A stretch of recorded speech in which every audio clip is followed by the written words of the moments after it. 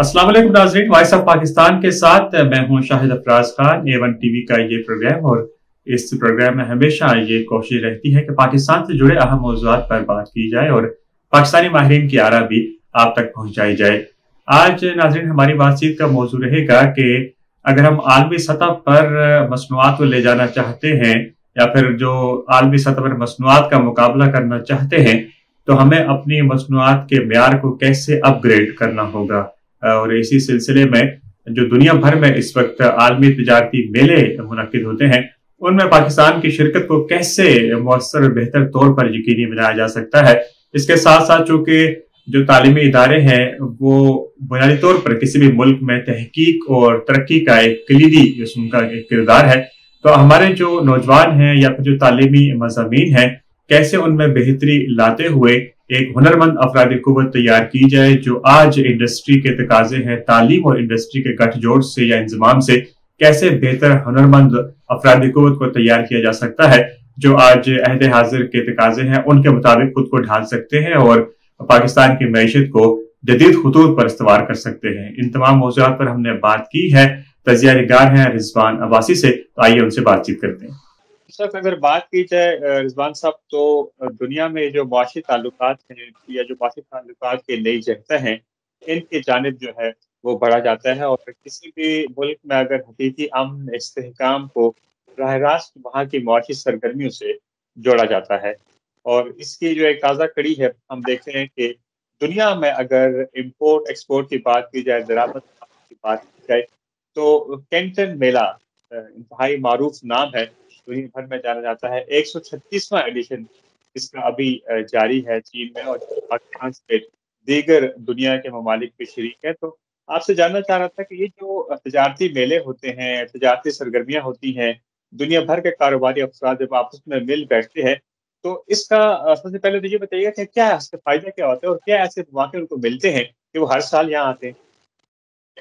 देखिए, मौशी ताकत की आपने बात की है। कोई भी मुल्क उसकी मजबूती शायद साहब वो मईशत उसकी जितनी मजबूत होगी वो मुल्क उतना ही मजबूत होगा।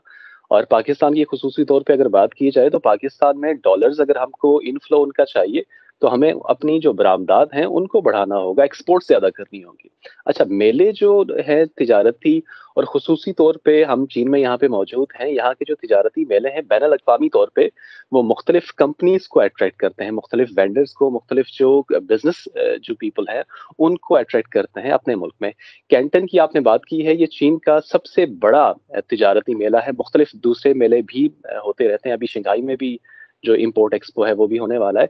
कैंटन का जो मेला है जनाब, ये ग्वांगझो में होता है। ग्वांगझो हम अपने नाजरीन को बताते चले कि ये एक तिजारती हब हम कह सकते हैं चीन का।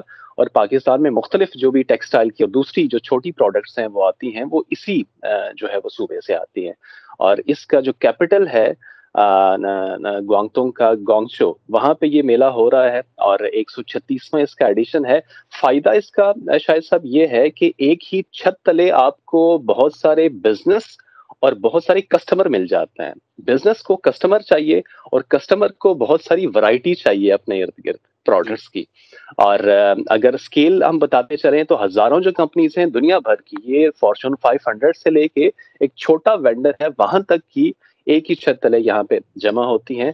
और तकरीबन कोई 1,50,000 के करीब जो कस्टमर्स हैं, और कस्टमर भी ये नहीं है कि चाइना का कस्टमर है, वो दुनिया भर से यहाँ पे आता है। दुनिया भर से मुराद ये कि चीन ने अभी जो अपने बॉर्डर्स को ज्यादा ओपन अप किया है, 144 घंटे और जो 72 घंटे की वीजा फ्री पॉलिसी अपनाई है, उसकी वजह से यूरोप का कस्टमर है, फिर अमेरिका है और दीगर जितने भी मालिक हैं वहाँ के लोग और टूरिस्ट यहाँ पर आते हैं, बिजनेस पीपल यहाँ पे आते हैं। सो पूरी दुनिया हम कह सकते हैं यहाँ पे जमा होती है, कस्टमर जमा होते हैं, कंपनी जमा होती हैं। फायदा इसका ये होता है शायद साहब कि एक कंपनी है जो पाकिस्तान में बैठी है, फर्ज करें सियालकोट पे बैठी है, वो अपना प्रोडक्ट जो है वो लोकली डिस्ट्रीब्यूट कर रही है या फिर अपना बिजनेस जो है उसका स्केल लोकल है। अब वही कंपनी अगर यहाँ पे आ जाती है तो उसको चीनी कस्टमर मिलेगा, और चीनी हम जानते हैं कि 75 से 80 करोड़ की एक बड़ी मिडिल क्लास मौजूद है यहाँ पे। इसके अलावा जो एक फॉरेन कस्टमर है वो उनको मिल जाएगा। फिर इन मेलों का फायदा शायद साहब ये होता है कि जब इस माहौल में आप आते हैं, हजारों कंपनीज हैं, आपको सीखने का मौका मिलता है। फिर कंपनीज हैं, उनका साथ इंटरेक्शन जब आप करते हैं तो मेल मिलाप होता है, आपके जॉइंट वेंचर्स बनते हैं, आपकी पार्टनरशिप बनती है, आपके ताल्लुकात बनते हैं। और फिर कहा जाता है कि जो सफर है ना जी, सफर आपको बहुत कुछ सिखा देता है। आप एक माहौल में आएंगे तो आपको एक बिल्कुल टोटली दूसरी दुनिया मिलेगी और बहुत कुछ आप सीख के जाएंगे।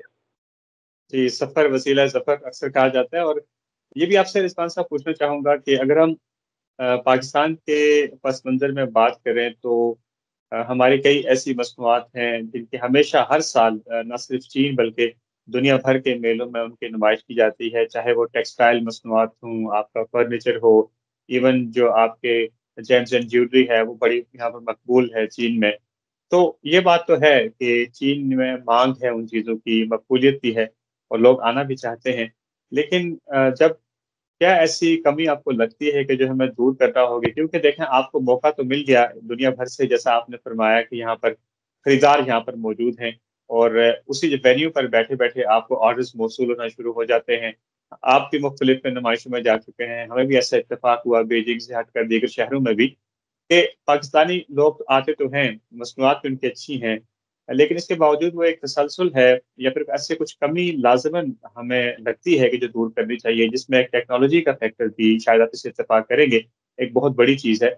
तो जब ऐसी जगह पर आप मिल बैठते हैं, तो इसमें ये जो टेक्नोलॉजी ताउन है, तबादला है या फिर सीखने का पहलू कहाँ से आता है और हम इसमें अपनी मसनूआत में कैसे बेहतरी ला सकते हैं? जैसे कि जैसा आपने कहा कि ज़ाहिर है 70-80 करोड़ की तो उससे चीनी मार्केट है। इसके साथ दुनिया भर भी है, दुनिया भर से आप खरीदार आते हैं, उनको भी जोड़ना है। आपने यूरोप भी है, एशिया भी है, अफ्रीका भी है। तो ऐसे में ये अवामिल को कैसे आप जोड़ते हैं? शायद साहब ये बहुत इंपॉर्टेंट आपका सवाल है, बहुत इंपॉर्टेंट सवाल है। इससे पहले एक छोटी सी बात अर्ज करता चलूं कि यहाँ पे अगर आप इस मेले में शरीक होना चाहते हैं तो ऑफलाइन और ऑनलाइन दोनों तरह से, यानी कि फिजिकली भी आप आ सकते हैं और ऑनलाइन शिरकत भी कर सकते हैं। और खुसूसी तौर पे इसमें पाकिस्तान का जो मिशन है, पाकिस्तान की जो एम्बेसी है वो भी मौजूद है, उसका कमर्शियल सेक्शन भी मौजूद है, और ग्वांगतोंग में जो इनका काउंसलेट है वो भी मौजूद है, और बड़ी अच्छी तरीके से एक लाइजॉन का किरदार अदा कर सकता है। अच्छा, अब पाकिस्तान की प्रोडक्ट्स की बात करते हैं जनाब। पाकिस्तान की प्रोडक्ट्स एक बड़े तवील अरसे से शायद साहब एक ही तरह की जो प्रोडक्ट्स हैं वो आती हैं। पॉजिटिव पहलू इसका ये है कि पाकिस्तान का फ्रूट जो है, पाकिस्तान का अनाज है, चावल है, बाकी पाकिस्तान का आम है जनाब अली। अच्छा, इसके अलावा संगे मरमर की जो डेकोरेशंस, अक्सर डेकोरेशन पीसेस हमने देखे वो चाइना में बहुत पसंद किए जाते हैं। पाकिस्तान का जो लकड़ी का काम है, जो फर्नीचर है खुसूसी तौर पे, उसको ये चाइनीज लोग बड़ा पसंद करते हैं। इसके अलावा मुख्तलिफ दीगर जितनी भी, जैसे टेक्सटाइल की आपने बात की, कालीन की बात की है। अच्छा, ये जो प्रोडक्ट्स हैं ये हर मेले में हर जगह हमें नजर आती हैं। इसमें अब रूम किस चीज का मौजूद है, और बहुत बड़ा रूम मौजूद है। अब चाइना को, जैसे हमने बात की, 75 से 80 करोड़ की आबादी है और अच्छी मिडिल क्लास है यहाँ पे। आप इनको जो अच्छी चीज देंगे, अच्छी क्वालिटी की चीज देंगे, वो ये खरीदने के लिए तैयार होंगे। पाकिस्तान के हवाले से हम अक्सर बात करते हैं कि एक सॉफ्ट कॉर्नर मौजूद है चाइना के लिए। हम जहां भी जाते हैं, हमारा ये जो पाथिये का कार्ड है ना जी, पाकिस्तानी होने का और जी, दोस्त जी। होने का, ये बहुत कैश होता है और ये अच्छे तरीके से इसको इस्तेमाल किया जा सकता है। अच्छा, अब रूम किस चीज का शायद सब मौजूद है? शॉर्ट टर्म अगर हम बात कर लें, शॉर्ट टर्म में जैसे एक पिंक सॉल्ट है जी, पिंक सॉल्ट का जो डेकोरेशन पीसेस हैं या फिर जो उसका काम है, वो उसका एक बहुत बड़ा रूम मौजूद है। पिंक सॉल्ट पाकिस्तान की खासियत है और ये दुनिया में कहीं भी नहीं है। फिर जो जेम स्टोन्स हैं, हम जेम स्टोन्स की बात करते हैं, नॉर्थ से लेके, नॉर्थ के पहाड़ों से लेके केपी में, फिर बलोचिस्तान में आपके पास बहुत अच्छा जेमस्टोन मौजूद है। लेकिन वो जब एक्सपोर्ट होता है, बड़े रॉ तरीके से एक्सपोर्ट होता है, और फिर उसकी मुख्तलिफ जो ममालिक हैं वहां पे जाके फिनिशिंग और उसको पैकेज करके तो दूसरे ममालिक का टैग लगा के वो आगे चीज सप्लाई होती है। सो जेमस्टोन्स मौजूद हैं, इसके अलावा मिनरल्स हैं, मुख्तलिफ दीगर अशिया हैं। अच्छा, अब ये तो हो गया जी शॉर्ट टर्म। अब लॉन्ग टर्म बात ये है कि दुनिया शायद सब तब्दील हो चुकी है। हम मुख्तलिफ मेलों में आप भी जाते हैं, हम भी तिजारती मेलों में जाते हैं। वहां पे जो आज प्रोडक्ट बिक रही है वो एक रॉ प्रोडक्ट नहीं है, वो एक बेसिक लेवल की प्रोडक्ट नहीं है जनाब। وہ آج روبوٹس کی بات ہو رہی ہے، آج مشینری کی بات ہو رہی ہے، آج اے آئی کی بات ہو رہی ہے، آج آٹومیٹڈ چیزوں کی بات ہو رہی ہے، چھوٹی سے چھوٹے ٹول سے لے کے بڑی سے بڑی مشینری.